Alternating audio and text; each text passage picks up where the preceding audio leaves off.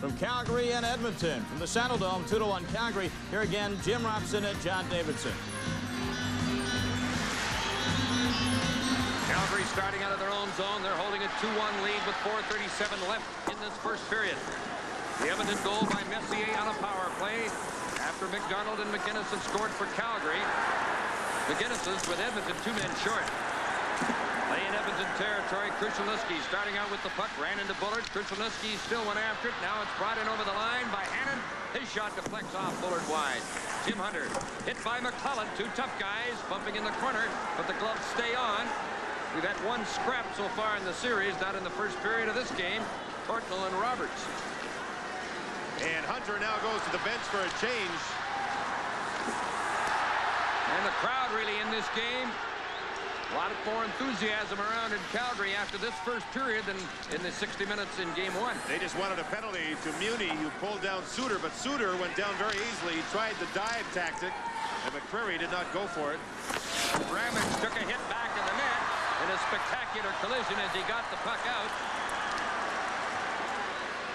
As Simpson went right over him. Now Ramage tripped Simpson, and Simpson down on the ice. Away from the play, Ramage kicked the feet out from under him, and it's starting to get a little rough out there. With McCreary, he's the type of official. He'll let a lot go, and that makes it more interesting for the... Much like Kerry Fraser did last night in the Montreal-Boston game. Tikkanen with the puck. McSorley to Anderson. Try to get it to McSorley, coming in on goal. Hit by Ramage in the corner, and the crowd react to that. Huddy kept it in. He took a hit from McDonald. And Calgary come out. Roberts, who had some stitching in this first period, is back out there. Shot the puck in. McSorley goes to him and comes up with the puck. Marty McSorley playing defense now for Edmonton, and he's their leading plus-minus player in the playoffs. It's been outstanding, and he was very nervous about game 1. Anderson is knocked down. Looks for a penalty. There won't be one. McGinnis to Mullen. To McGinnis. Shoots. It's blocked. Back comes Gretzky with Anderson. Gregg going to the net, and a shot by Gretzky is blocked, and the goal came off its supports, so they'll stop the play with 2:27 left in this opening period. Calgary leading Edmonton 2-85 of the Detroit Red Wings. And you can see that we are in celebration here because Peter Klima, on a beautiful pass from number 24, Bob Probert, has completed the hat trick here in the third period. There he is. You can see that Greg Millen didn't have a chance. Zombo, up ice. Here come Probert and Klima on a 2-on-1. You got to figure Probert's going to pass it. He knows Klima's got 2 already. Boy, Millen got a piece of that with the toe of his stick. One more look at a nice pass from Probert. He didn't lay it down flat for him, but he didn't have to. Klima had a gaping 4x6 net. Made no mistake. He's got his grin. He's got his hat-trick grin working. 5-0 Detroit. Not much has changed, except slowly but surely Detroit has increased their lead. Red Wings have been going to the net. They have not sought to protect the goose egg that has been woven by not only themselves, but more particularly their goaltender, Greg Steffen. They've continued the attack. That was a power play goal that Klima scored, so Detroit with a couple of those tonight.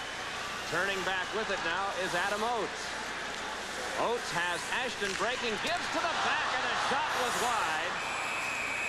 That coming from Joe Murphy, and we get a stoppage of play. With 8:56 to go in the third period, Klima with 3, Chason and Gallant with goals apiece. The second hat trick for Klima in the playoffs. Probert and Chason wound up with the assist. Let's return to Tom Mees. All right, Mike, about 8 minutes and a few seconds left in Detroit and what will be a Red Wings victory. They'll take a 2-0 lead in that series. Meanwhile, the issue's still much in doubt. In Calgary, Calgary still leading Edmonton 2-1. Let's return to the live action. Jim Robson and John Davidson.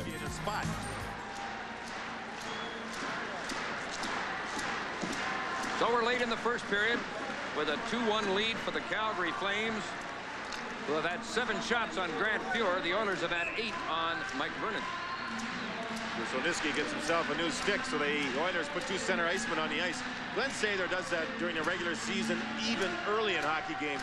A defensive face-off, he loves to have 2 centermen on the ice in case one gets tossed out. Berezan facing off against Krushelnyski. And Edmonton get possession. Gregg to Smith. Forecheck by Berezan. And Gretzky's pass is almost intercepted, but Krushelnyski brings it out. He's got Curry on his left. Curry with the puck. Waiting for Gretzky. Now it's dropped back to Smith. Intercepted by Berezan. Here's a break for Joey Mullen. Mullen waiting. Now he shoots, and Fuhr made the save. He took a look at Patterson coming up on the play, but shot instead of passing, and Fuhr made a good save. Here's Gretzky back the other way. Trying to get it to Krushelnyski. Muni keeps it in. Curry tied up in the corner. Krushelnyski. Pass intercepted by Berezan. See where Mullen tried to go with that shot, Jim? He tried to put it through the legs of Grant Fuhr. If Grant Fuhr does have a weakness, that's where it is. He likes to spread the legs out to take the corners away, and he certainly has strong hands. Mullen tried to find that hole between the legs. 1 minute left in the period. Lube shoots. And the save by Fuhr off hook and Lube. That's 7 goals in the first round of the playoffs in the series win over Los Angeles. Puck is cleared in the neutral zone. Lowe playing with a cast on his hand. Got it to Kortnell, whose shot is on the net. Stopped by Vernon. Suter taken to the corner by Simpson. Now Simpson back of the net. Trying to come in front. It's a look home trying to come in front, and he lost the puck, and Luke comes back the other way.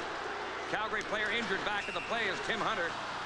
Hunter gets up limping and comes slowly to the Calgary bench.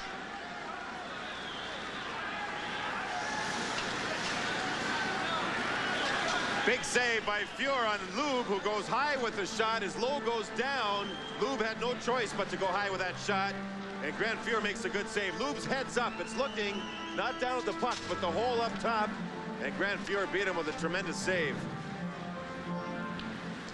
A lot of quality scoring chances in this period. Well, Calgary's strength is their center iceman and their right wingers. As far as their forwards go, Terry Crisp said of the 8 in game 1, only 3 of them had a good contest. Much more of their forwards are more involved in this game, and Lube is one of them. That was a good goal-scoring chance. 20 seconds left in the first period. Beautiful day in Calgary, Alberta today. Sunny, windy, about plus 12 on the Celsius scale, and there's still sun pouring through the windows at the corner of the magnificent Olympic Saddledome, with over 19,000 here to watch Game 2 before the series switches north to Edmonton in the Battle of Alberta. Patterson with the puck, coming out with Otto and Popinski. Huddy reaching for the puck. McSorley backhands it off the boards and out with just 3 seconds left in the period as the first period comes to an end. That's the end of the first period. In Calgary, it is the Calgary Flames 2 and the Edmonton Oilers 1. That youngster is a happy young man among the crowd of almost 19,000 plus. Now for the conclusion of tonight's Norris Division final, let's go to Detroit. Mike Emmerich and Bill Clement with the Red Wings still in command 5-0 over the Blues. Guys? Thank you, Tom. Puck tipped ahead, and it was an offside play on the Blues going in. We should probably emphasize, too, that St. Louis has had some attack going here in the third. It hasn't been able to get by Greg Steffen. He made a breakaway save on number 9, Doug Gilmour, after a giveaway by Peter Kleeman, Detroit's end. He made a fantastic glove save off a shot from the point by Brian Benning. But that's been the most threatening attack that St. Louis could throw at that man right there, Greg Steffen, who's still working on the big goose egg. 5-0. Detroit continues to lead. And that youngster had to purchase that puck, didn't he? I think so. He didn't catch that one out of midair. I didn't see his Bruised Brothers t-shirt, though. That's the hottest seller, we're told here. Bob Probert and Joe Kosar featured on the front of that. 4 shots in this period for St. Louis and 5 for Detroit. And that's been pretty much the story at low shot totals tonight, but it's been all Detroit on the scoreboard as Brett Hull comes in. Why has he been denied well by the Red Wings tonight? He's not really had many good chances. One I recall in the first where he pulled the trigger on a shot that went wide. That's been it. What they've had to try and do is spring him loose on the power play, and that's where Detroit has really excelled tonight. St. Louis's power play has done absolutely nothing. Brett Hull has to be able to be sprung loose to get that big blast away on the power play, and that is something that St. Louis has failed to do tonight. Detroit has defended well against Hull, whether at even strength or on the power play. 19,779. That means about 504 paid for standing room to stand in just above the lower bowl and watch this action tonight. Most of the fans, of course, from southwestern Ontario or from eastern Michigan or northwest Ohio. Been supporters of the Detroit Red Wings, many of them for generations, back at the old Olympia. Ahead with this now comes Bob Probert, able to shake away from Robert, behind hooked at by Sutter. Probert points it back to Zombo. Shovels it right back, and it seemed to go off the referee, Ron Hogarth. Popped away from Mahar, and here's a 3-on-2 developing for St. Louis, but it breaks down as the Red Wings get back hurriedly, and it's Zombo taking it for Detroit. Little toss on to Joe Murphy. Murphy gave it up to Herkus, who fell. And it's Zombo. 5:20 to go in the third. Red Wings in command here. If they go on to win this one, they will have a 2-0 advantage in the series, which will shift to St. Louis in 2 nights. Icing called against the Red Wings.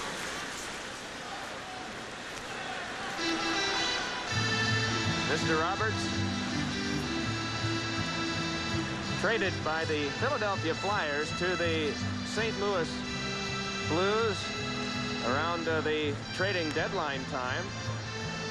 We've mentioned the hat trick of Klima. He is the first Red Wing to ever have 2 hat tricks, and those 2 are the first for a Detroit player since 1965. In the playoffs.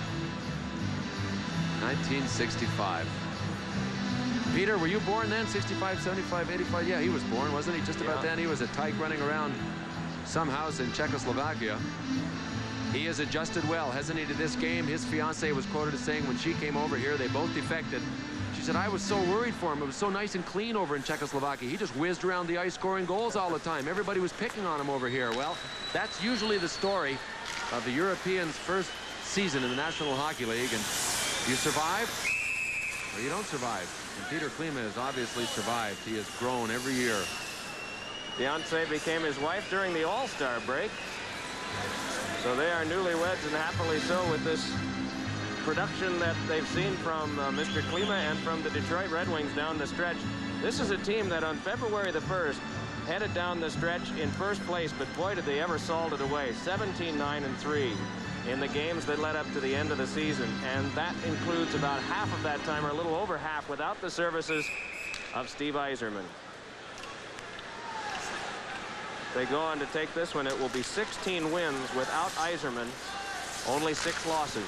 Pavisa shot kicked out by Millen, and we get a stoppage of play, and who's going to go here? Pavisa and one of the Blues, and Pavisa gets in a couple of shots, and now everybody grabs a man. We'll never be able to tell who it is. He's got his sweater pulled off. Is it Gordy Roberts, maybe?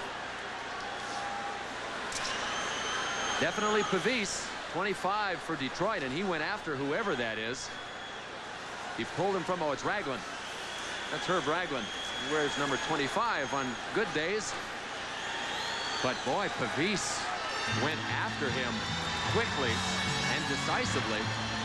Raglan must have given him a shot because Pavisa caught him by surprise and caught him from behind and started throwing punches at him before Raglan could even turn around.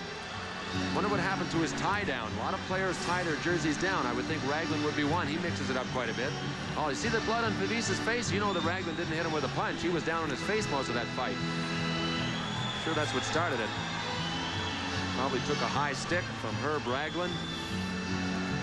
Sure, we'll get a look at it here. Well, there we see the result. Saw the blood after the fact when Pavisa was skating off the ice. You tell me if Raglan had a chance to land a punch. Oh, he got one to the thigh of the linesman there. Disappointing night for Jacques Martin. And speaking of nights, a bunch of action-filled nights coming up on ESPN. Sam Rosen, Phil Esposito will join Scott Stevens and his crew, and Ken Danico and his New Jersey Devils. What an impressive team that one was down the stretch, and they have even their series with Washington. That's 7:30 Eastern. Bill and I will be headed out west again early tomorrow morning. Calgary and Edmonton, Game 3 we'll have for you Saturday at 8. Then Sam and Phil will be headed to Boston Garden, where Phil's number 7 hangs in the rafters. Montreal and Boston Sunday at 7:30, Game 4. Calgary and Edmonton, Game 4 Monday night at 9:30. You see the vitals here, 4:49 to go in the third, and the Red Wings ahead by a fistful. They will be shorthanded Pavisa for 2 minutes. Actually, he's left. Someone will serve the minor for him. It goes in conjunction with majors, too. Raglan, the leading fighter on the Blues in the regular season, was involved in 16 of them. in case you're curious about the overall leader. I'm not sure it's a rather infamous category, but it was Jay Miller of Boston with 32, according to our unofficial count. And I imagine that Mr. Miller will be involved in that Montreal contest tomorrow night. Jean Perron has said this will be like Broad Street Bullies in '75 when Montreal and Boston get together, and I think he was especially thinking toward the first game at Boston Gardens. Well, the battle of the two Jacques has ended up. You left that one alone, Bill. When I mentioned Broad Street, I figured you'd jump in on. Okay, no, go ahead. I got pink suspenders on, a pink tie, and pink socks. The guys downstairs didn't believe that I was a member of the Broad Street Bullies. There it is, 0 for 7 on the power play for St. Louis, 2 for 3 for Detroit. There you have the difference in this hockey game, but I think that's just a symptom of what has happened or what went wrong with the St. Louis Blues tonight. They weren't that strong at any time, especially on the power play. Icing call signaled by Steffen. He'll get it, and the faceoff will go back in the St. Louis end with 4:39 to go in period 3.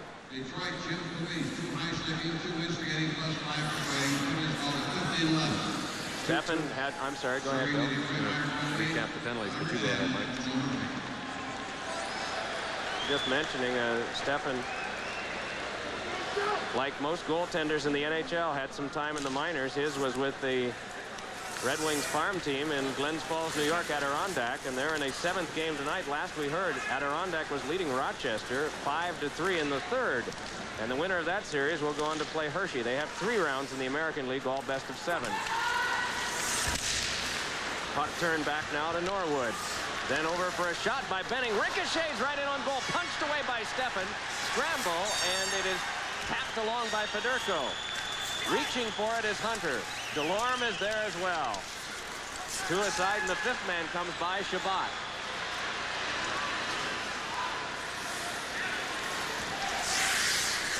Shift change on as Shabbat drops it in, and the clock gets down to the small numbers. 3:53 remaining in the 3rd.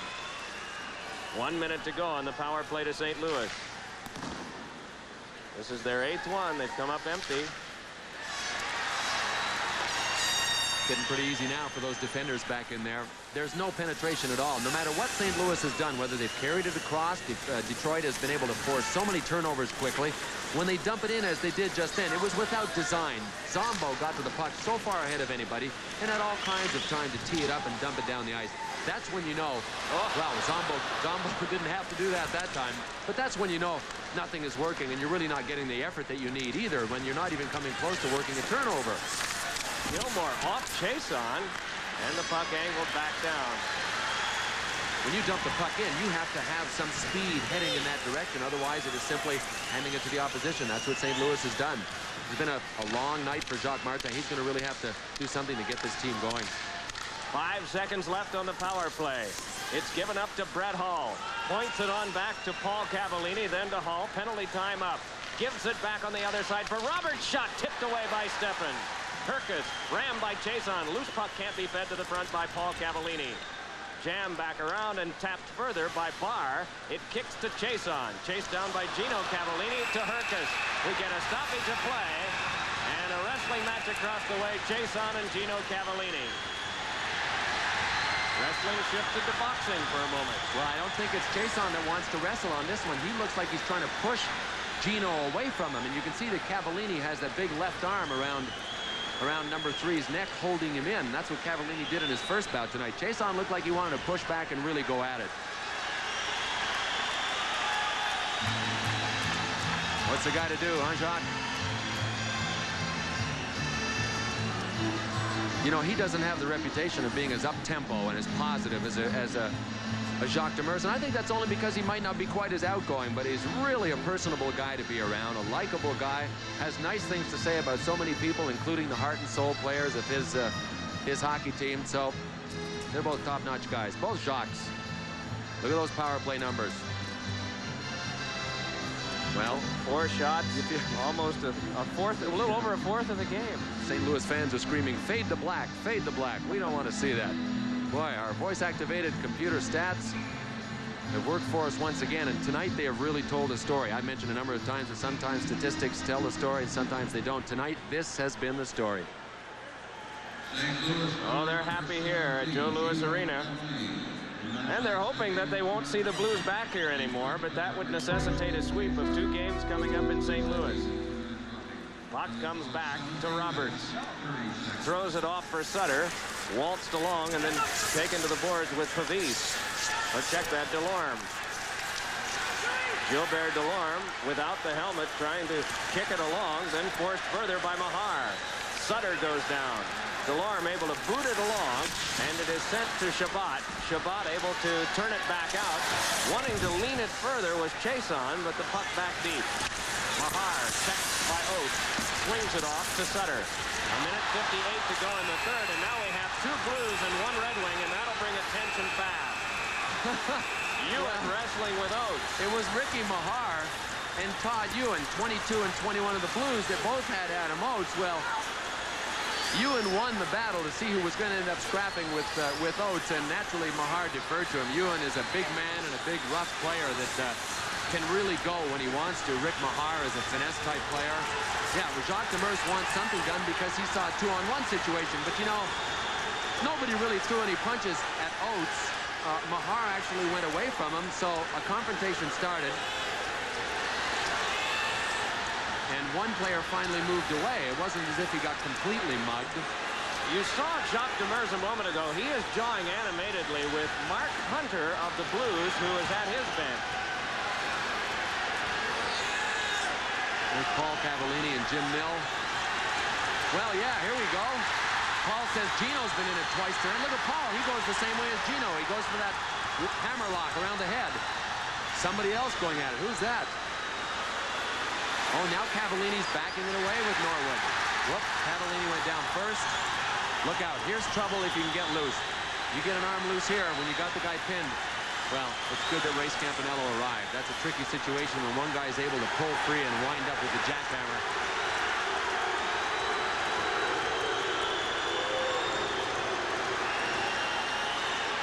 Mahar standing above to make sure that nothing untoward happens. And of course, if he reaches in, he would likely get a game misconduct for being third one in.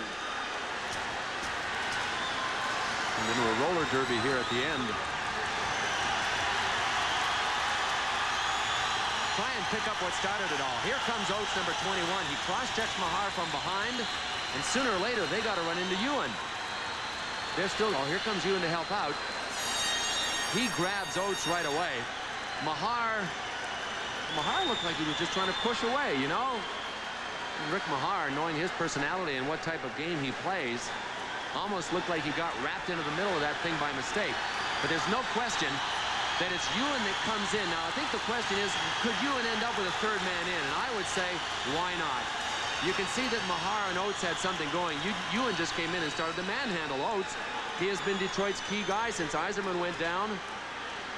I wouldn't be surprised to see him get some kind of game as third man in, and that's probably what Jacques Demers is upset about.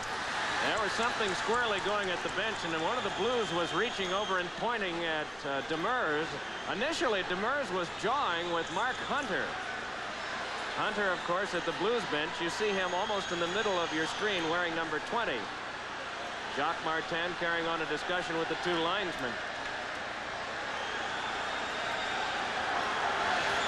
Well, I don't think anybody accused Jacques of driving a milk truck tonight. That's what happened earlier in the year when he got into a scrap right here in this building with Herb Brooks of the Minnesota North Stars. Herbie just got the contents of the truck wrong. Jacques said if he said it was a Coca-Cola truck like I used to drive, I wouldn't have said a word, but he said a milk truck. I don't know what's happening here. There's Hunter still jawing at the Detroit bench. Jacques always apologizes for the fact that he's emotional. He says, I am emotional. I get revved up.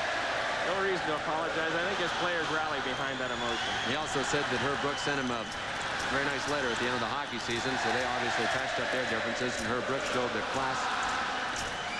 As Jacques Demers, I think, really knew he had. Okay, it's time to play pickup sticks.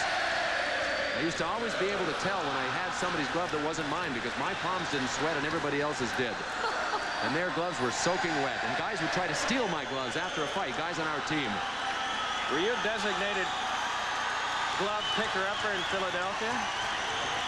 Or did you get in a lot of those fisticuffs and were gone by the time pickup time came? What are you trying to say, Mike? I didn't have many of them. No, I didn't. We're at Joe Louis Arena, appropriately named right now in Detroit, Michigan. 19779 are here tonight, and they are watching the Detroit Red Wings putting the skunk on St. Louis 5-0 with 1:55 to go in the third period. So out of the roller game skirmish, the Bay Area Bombers have been given 4 points. Let's check on Calgary and Edmonton. It is, last we heard, 2-1, and yes, that is currently the score too. So there's been no change there. They are in the second period at the Olympic Saddle Dome, and we'll be going there as soon as this contest is over. Well, I thought this period would be over by now. We talked about a message. I don't know, maybe Todd Ewan decided that he was going to single-handedly send out a message on his own that things would be different for the Red Wings in St. Louis, but I don't think you're going to intimidate this Detroit Red Wings hockey team.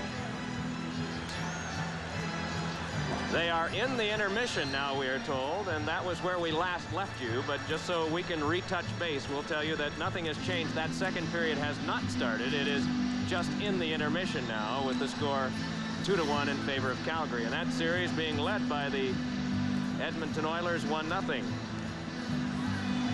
Doc's working that gum over pretty good, isn't he? He had a habit of throwing his glasses at one time, and he was getting them broken that way. He said, I don't wear them at the bench anymore, and the worst part of it is they wind up being in my pocket, so they're easy to grab. Everybody has a problem. Well, one guy tonight did not have a problem, and he is our Hartford Insurance Player of the Game. There he sits. The Czechoslovakian native, number 85 for the Detroit Red Wings, Peter Klima. Simply a hat trick, his second one in the playoffs. He also picked up an assist. So for his 3 goals, 1 assist, his 4-point effort, our Hartford Insurance Player of the Game, Peter Klima. It really wasn't even close. Let's go now to Tom Mees for our play of the night. All right, Bill, the 7-up play of the night comes on a Detroit Red Wing power play. 1 of 5 goals scored tonight. This is Rick Zombo starting the play from his own blue line. Zombo up to center ice to Bob Probert. Probert takes it into the blue zone. And a nice pass to Peter Klima, who one-times it by Greg Millen. That racked up the hat trick for Klima, and that is our... Ashton has scored for Detroit, 6-0, 45 seconds to go in the third period. Greg Stephan has never fashioned a playoff shutout before. He's now 35 seconds away from one as Delorme makes the Blues go back again. Shingra back to get it, taps it along, but waiting for it is Tim Higgins. Higgins to O'Connell and in deep. And that's all that Detroit is concerned about now. They've got the game. They'll lead the series 2-0. 15 seconds to go. Boy, the Red Wings have to be proud. They have impressed me. You know, they keep impressing me every time I see them, and I wonder now just how far they can go. They're not out of this series, but let's face it, it's going to be a huge mountain for the Blues to climb.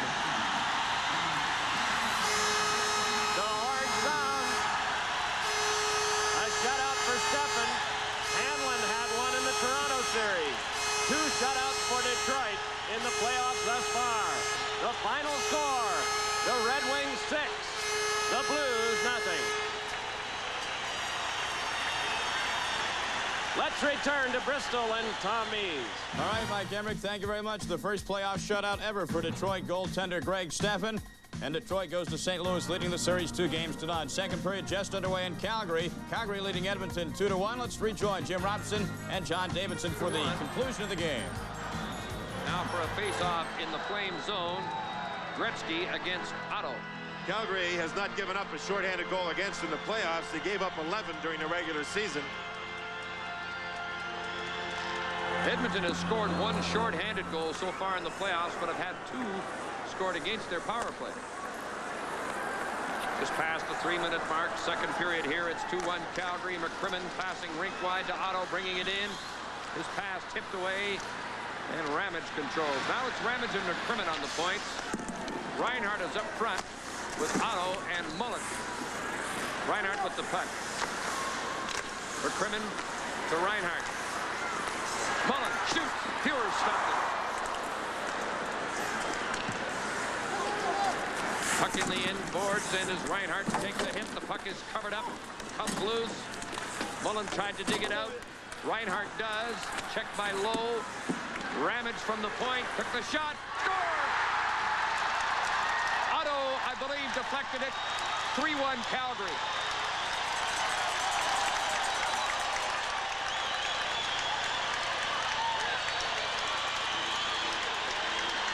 Work behind the net by the Calgary Flames. They outnumber the Oilers 3-2 behind the net. You'll see it's 2-on-2 there. Another Oiler will come in. It'll be Mullen. Or excuse me, a Flame. So it's 3-on-2. Calgary on the power play. They outnumber the Edmonton Oilers. From there, they control the puck. Ramage with a shot. And there's a redirection there by Joel Otto. What a unique deflection that was up high over Grant Fuhr. Fuhr with no chance at all on that shot, and Calgary strikes for the second time on the power play. They announced Ramage as the goal scorer. Right now, they're not crediting Otto with the goal. They announced Ramage from Reinhart and Mullen. That might be changed to a goal by Joel Otto if he indeed did deflect Ramage's shot. It's 3-1 Calgary, and they have 2 power play goals. Tonelli coming in on Gregg. Tonelli centering it. Fuhr made a great sprawling save on Lanny McDonald. And it's still 3-1 thanks to Fuhr, and here's Dave Hodge. Well, no, I'm not Dave Hodge. I'm Tom Mees back in our Road to the Cup studios. Calgary looks like an entirely different team tonight. They are flying, and they have 2 of their 3 goals in the power play, and they are dominating Edmonton 3-1, but still a lot of hockey left. Of course, tomorrow night, our game will be the New Jersey Devils and the Washington Capitals. It'll be game number 3 of the Patrick time. Our final score from our primary telecast tonight, it was a real blowout for Detroit. The St. Louis Blues really mailed this one in. Detroit wins it by a score of 6-0. The Red Wings take a 2-0 lead in the Norris Division Finals. They'll resume Saturday at the arena in St. Louis. And now, as we promised you, bonus coverage. The Oilers and Flames, back to Jim Robson and John Davidson in Calgary. 4.5 minutes gone, second period, 3-1 in favor of Calgary. Play in the Edmonton zone. The Flames have outshot the Oilers 16-10 so far in the game as Bullard squeezes in against McSorley to cover up the puck. Now we've got Hunter and McSorley having some words, but that quickly breaks up. Jim, during that play where the teams are at even strength, there was 2 men from each team in a corner. The rest of the players stayed out. You have to be disciplined, play 2-on-2 in a corner at even strength. When you're on the power play, you try and outnumber the other team. As Glenn Sather looks on, his team had an optional practice yesterday. Everyone was on the ice aside from Yari Curry and Grant Fuhr. Right now, the third Calgary goal is credited to Ramage. We anticipate a possible change to Otto as the Flames are up 3-1. Craig McTavish for the Oilers carries to center. McTavish moving in on Suter. The shot. Vernon grabbed it and held it with Courtnall in front of the net, being cleared away by Natras. And they have some words. Jim, that was the save by Vernon, which was a real intelligent play. A lot of goaltenders don't do this. He took his catching glove and trapped that puck on the blocker. He just didn't let the puck hit the blocker and allow a rebound. It's a little shot. See him reach out. He traps that puck with his catching glove hand on top of the blocker. And that's a tough play to make. Many goaltenders do not use it, do not practice it. Mike Vernon does. And he's been fairly solid in this game. Flames have outshot Edmonton 16-11 to this point. Perspiring Mark Messier taking this face-off against Joel Otto, and Messier wins the draw to McSorley. Putting it into the corner, but it's tipped away from Glenn Anderson, and Poplinski clears it out. Simpson backboard to McSorley. Watched by Otto as McSorley feeds it up to Messier. The strong skating center passes it over to Simpson. Moving it on Natras. Natras lines him up. Got a piece of him. Messier checked by Suter on the end boards. Now Natras kicked it loose. Kept in by Anderson. His pass intercepted. And Poplinski comes out. He's got Churla with him. McSorley and Poplinski go to the corner. Poplinski hits Huddy on the end boards, and McSorley feeds the puck to Mark Messier, coming in on McCrimmon. McCrimmon after Messier. Rather gentle collision in the corner, but McCrimmon got the puck ahead to Churla. This is Tonelli taking a hit from Muni, and then another hit from Lowe. Edmonton realizing how good Tonelli's been in this game. He's lugged the puck to the neutral zone. Roberts coming in, but Lowe steered the puck away. McCrimmon from Plenty, Saskatchewan. Born in Dodgeland, but he's from Plenty. I guess that's about 300 miles from here. Then he has his father and his brother here to watch him play in this series as McDonald's shot is grabbed by Fuhrer and held as Grant Fuhrer stops the play. The Messier line has to get going for the Oilers as we look at Lanny McDonald. Lanny McDonald's family, by the way, have a ritual they go through on the day of a game. They have 4 children. They sit down at 5 o'clock for dinner, put their Flames jerseys on, and get ready. Muni hits Tonelli, then Kevin Lowe will come in at Tonelli and hit him again. And what they realize is Tonelli's been a very strong player in this game. It's time for Tonelli to get punished. And Kevin Lowe and Muni did just that on that play. But the Mark Messier line has to go. Craig Simpson has not had a shot on goal, and we're almost 4.5 periods into the series. Glenn Anderson's had just 1 shot on goal, and Gary Roberts is in the penalty box. Asa Tikkanen will be joining Gary Roberts, so the teams will play at even strength. 6:30 the time of their minor penalties in this second period. One thing Edmonton did in that first game, Jim, was after every whistle, they went right to the face-off dot, wanted the play to continue quickly. They have no control over this, where the ice surface needs to be repaired, and that slows down the play somewhat. But they wanted to stay away from pushing and shoving in scrums, and in turn keep the emotion down from the fans and the players of the Flames. Well, talk about emotion. He's got it, doesn't he? Oh, yes, he's got lots of it. Talking to Suter there. He has Pierre Paget working with him at the bench back at the Calgary Players. Doug Riseborough upstairs in this game. Glenn Sather, John Muckler working back at the Edmonton Players with Ted Green, another coach upstairs. The penalties were for unsportsmanlike conduct, and you're hearing that call quite often these days. Roberts and Tikkanen getting 2 minutes each. Randy Gregg with the puck ahead to Wayne Gretzky. Coming in on Reinhart. Gretzky to Gregg, a backhander wide as the goal is pushed off at the supports, and they'll stop the play again during the 7-minute mark of this period. Shots during the second period on goal. 9-2 in favor of the Calgary Flames. Berezan taking face-offs. We'll see him work it here as he tries to work with Krushelnyski. And you'll see them try and move in on the players. Patterson's on the ice because he's opposite Curry, and he's been opposite Curry quite a bit. So we've seen Berezan, excuse me, opposite Wayne Gretzky. Patterson now lines up, and you'll see Gretzky go opposite him. Krushelnyski takes the draw, and that means Jari Kurri's moved over onto the other side of the ice, opposite Joey Mullen, and they're trying to get Curry away from Patterson. Berezan from the University of North Dakota, who missed 51 games in the regular season with injuries, could be a key player in the playoffs. Calgary leading 3-1. They led 2-1 after one as Berezan's checked at center ice. Gregg takes over the puck. Passing through the middle to Curry. Curry follows up after the puck, knocked down by McCrimmon, and there's going to be a Calgary penalty as McCrimmon tripped up Curry, so the Edmonton Oilers, trailing by 2, will now have the man advantage.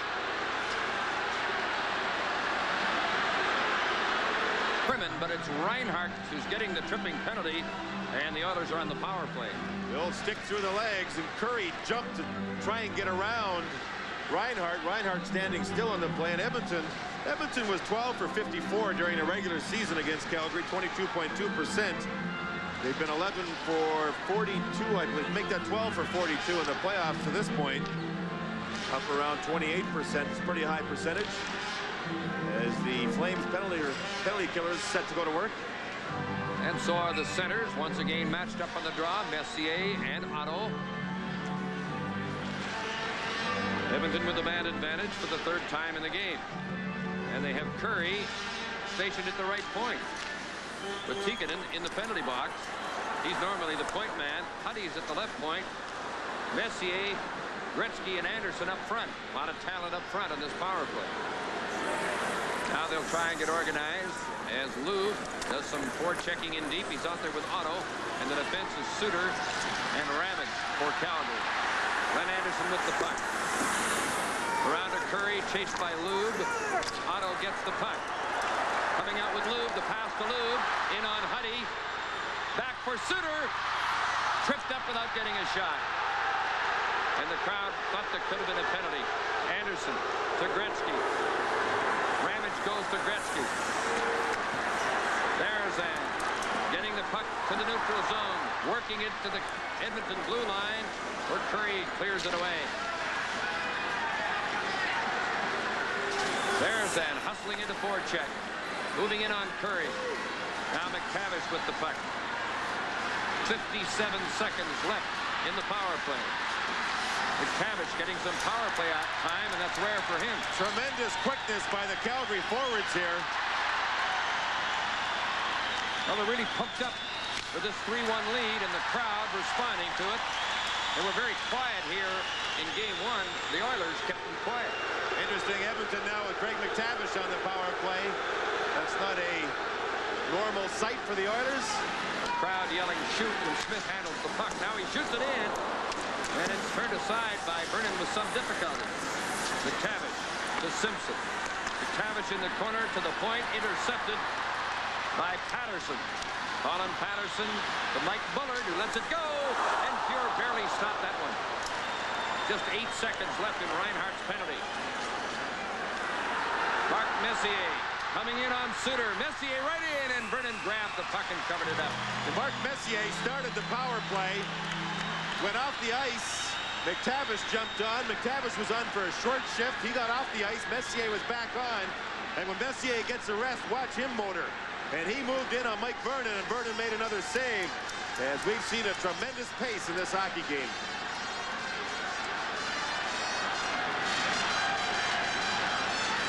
Love in the 90s. It might be better than you think. I have a spot of Harvey Bristol cream. Talking all night. I have a spot of Harvey Bristol cream. No, Mr. Right. Harvey's Bristol cream. It's terrible, terrible. Very, very. Upper. Like it rusty. Upper crusty. Harvey's Sherry. Your palace, or mine.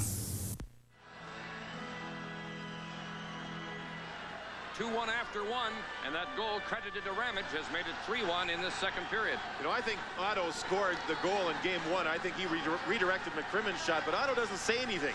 So he may not say anything after that last play either. Smith takes a shot, never reached the goaltender. Another shot stopped by Vernon. Otto put the puck to the boards. Calgary's back at full strength after getting excellent penalty killing during Reinhardt's penalty. Gregg deep in his own zone after the puck. McClellan puts it in back of the net to Smith. And the Flames go right in deep to forecheck. And the defensemen are pinching in too. Natras charged in deep in that last flurry in the Edmonton zone. Smith sliding the puck out. Simpson to McClellan. He winds up and shoots in. A confident Vernon kicks it away. Poplinski for Calgary. Jumping it in. McSorley back after the puck. We're halfway through the second period. Marty McSorley from Hamilton to Charlie Huddy from Oshawa. And Reinhardt, who's from Kitchener, got a stick on it. Reinhardt checking McTavish back at the net. Reinhardt goes to the puck. Banks it for McDonald. Couldn't catch up with it, but he gets a piece of Huddy on the boards. You don't get the puck, you might as well get the man. Oh, there's been some banging here. McDonald banged Courtnall, and Roberts just sidestepped one of the Edmonton players. There's been some big bangs in this hockey game. Lanny McDonald playing right wing in this game. He played center ice in game one. They moved Roberts to center ice. I think McDonald actually played well in game one. They just thought they'd get more out of Roberts at center ice. Now Roberts playing center ice, played center ice throughout the end of the regular season, and the Flames management were very impressed. So McDonald can play center or right wing, and that helps their hockey club.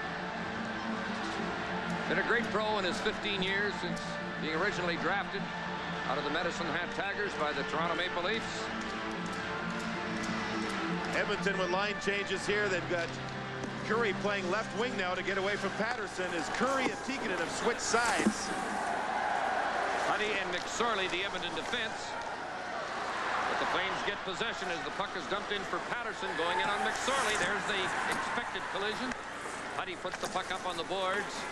Tikkanen gets control of it. Tikkanen to McSorley with Curry trailing, taking the pass. but it's knocked off a stick out of play right by the Edmonton bench. 9:09 left in the second period, with the Flames leading by 2. Presenting the G-Shock watch from Casio. The water-resistant sports watch that's ready for action. With a built-in shock absorber. It's tough. So tough, this G-Shock can take a slap in the face and not even flinch. The Casio G-Shock. One tough watch to beat. The G-Shock is only one of Casio's unbeatable high-tech products.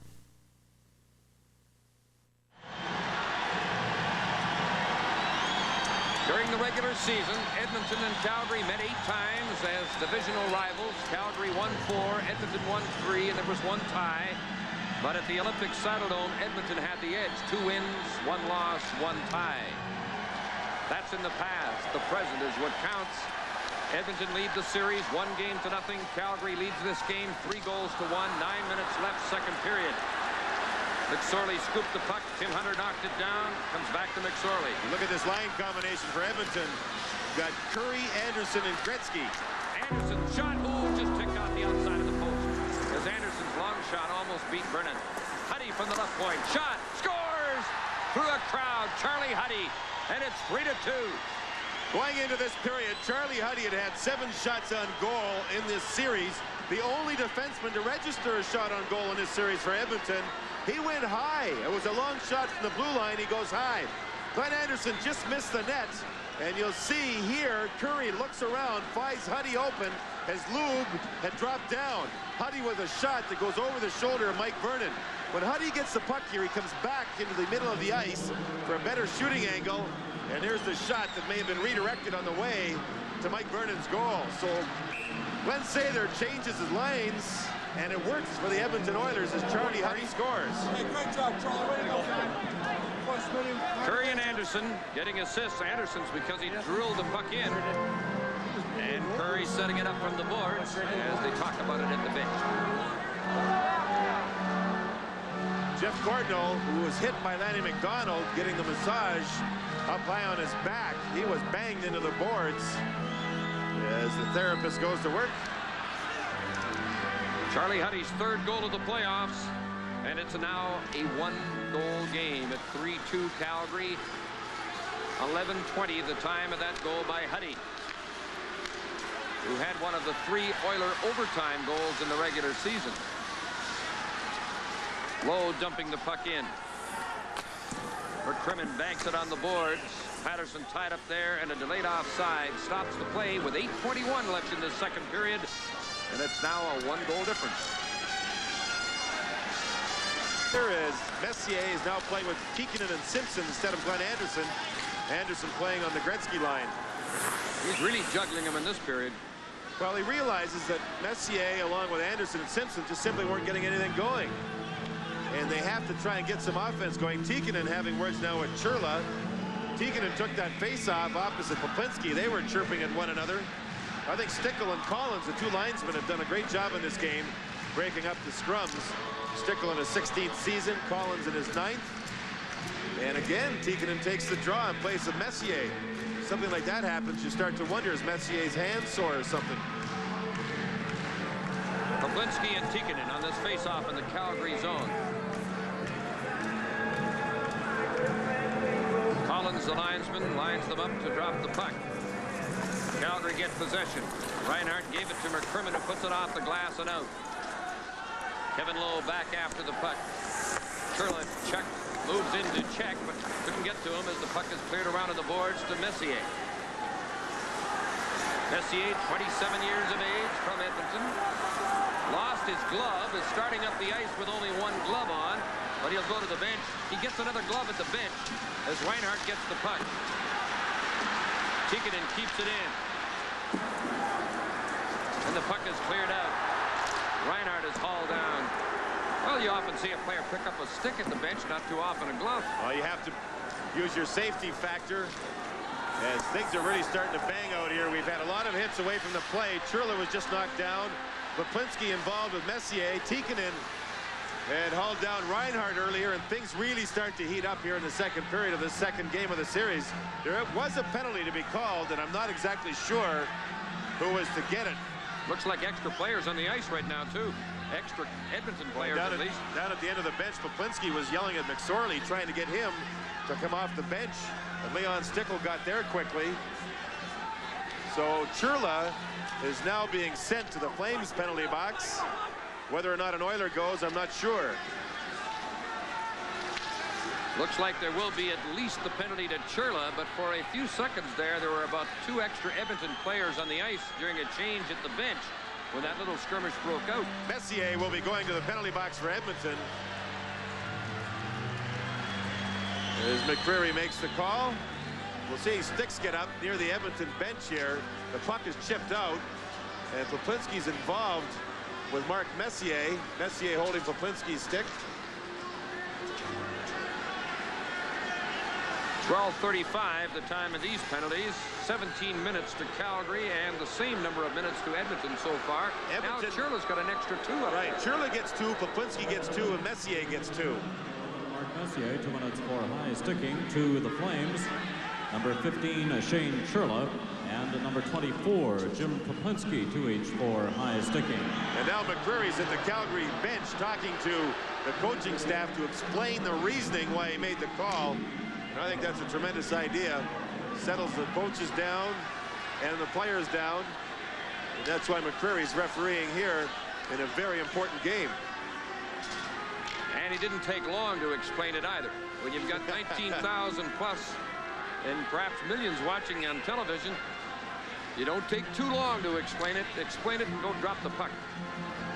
So it's a Edmonton power play with Churla getting the extra 2. Poplinski and Messier also got minors. Edmonton loses an important part of their power play in Messier, and Calgary loses an important penalty killer in Poplinski. Gretzky on the Edmonton power play, flanked by Curry and Anderson. Tikkanen and Smith are playing the points. The penalty killers for Calgary will be Otto and Patterson up front, Suter and Ramage on defense. This time I'd like to say our usual hello to hospital patients and shut-ins, those many fans who can't get out to games, but enjoy the great sport of hockey and enjoy Stanley Cup '88. We're very happy you're with us tonight. The score 3-2. Calgary leading by a goal, but now Edmonton have the man advantage. The shots this period we mentioned were 9-2 in favor of Calgary, 1 point. Edmonton has had 5 of the last 6.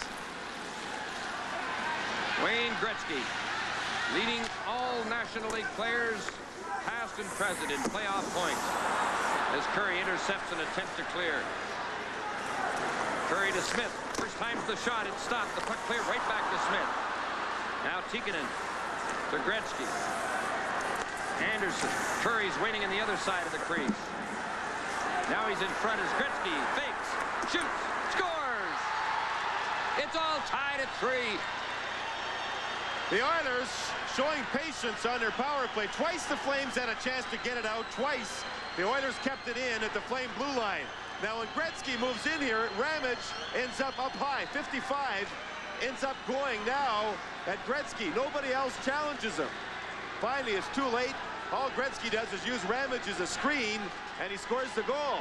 There's no forward moving out to Wayne Gretzky. He moved in, took a slap shot from inside the hash marks, and beat Mike Vernon, and we have a 3-3 hockey game. A great play by Gretzky showing patience. His 3rd playoff goal, but you expect great plays from a great player. 13-18, the time of the goal. So Edmonton's power play is 2 for 4. Calgary's is 2 for 3. We've had 4 power play goals tonight, in contrast to the 2 in game 1. And in moves Roberts, bumped by McSorley, who winds up with the puck. Can't get it by Tonelli on the boards. We have a 3-all tie now. From the left point, Reinhardt shot, partially blocked. Puck is scooped to the boards. Still in Edmonton territory. Huddy goes for it. Took a hit from Roberts. Puck is kept in by Lanny McDonald. Huddy puts it around on the boards. McCrimmon keeps it in as the Flames keep the pressure on. McDonald from the corner to Tonelli. To McDonald. His weak shot went off the skate of McTavish. Oilers on the ropes a bit in their own zone as Lacombe puts it to the opposite corner to Huddy. This line for Calgary has done a very efficient job forechecking Roberts along with Tonelli and McDonald. But again, when there's a lot of power play time, the line does not get on the ice as much. Tikkanen and Smith were given assists on Gretzky's power play goal that tied the game at 3. Kevin Lowe puts it on the boards. Gary Roberts winds up and shoots. And Fewer hangs onto that puck as he's bumped by Tim Hunter. Mixing it up in front of the net, and the elbows come up high. Curry stayed with Hunter, and Hunter tried to go in and bump the goaltender. Now the stick's really getting up. Lube is Gary reaching Roberts over there with his stick, wrapping a few. And Roberts in there for Calgary. Smith had an assist on that goal. He's the man that kept it in the Flames zone when Calgary had trouble clearing it. You can see and hear Leon Stickle yelling at the players here. He is a big, strong individual, and he yells and barks at players and trying to separate them. Roberts is going to come out of this with a penalty. In fact, both teams will have a penalty come out of this. Take another look at the goal scored by Gretzky, his third of the playoffs. And we see here, as Glenn Anderson will find him, we see Ramage there, and Suter is also on the same side of the ice. Nobody knows who to go at Gretzky. Look how much time he has. Look at the patience. He moves in, moves in, moves in, and beat Mike Vernon, who had absolutely no chance. Now watch Hunter move in here and think about bumping the goaltender. Curry does the job of checking him. Now everybody will start pushing and shoving. And McCurry finally saw enough of it, so he sends 2 players to the penalty box, each team getting an extra 2 minutes out of that little skirmish after the whistle. It'll be Muni of the Oilers and Roberts of the Flames. 10-minute misconducts each. Number 28, Craig Muni to the Flames. Number 10, Gary Roberts. Each 10-minute misconduct. The time 14:34. Jim, we've seen that a lot throughout the playoffs, pushing and shoving after skirmishes, resulting in 10-minute misconducts. And that's the main reason why the coaching staff has told their players, don't push after whistles and we'll lose you for 10 minutes. Wonder why they didn't send him to the dressing room. 5:26 left in the period. Play in Edmonton territory. 3-3 tie. Berezan and Krushelnyski scrapping for the puck. It's flipped to Gretzky. Hit by Patterson as the puck is brought up by Gregg. Drops it to Krushelnyski. Krushelnyski cutting for the net. Krushelnyski still controlling. Gretzky's in the slot. Puck didn't get through to him, and there's another stoppage in play. I think. Well, I thought Krushelnyski might be getting the gate, and we'll see, but there's going to be yet another penalty.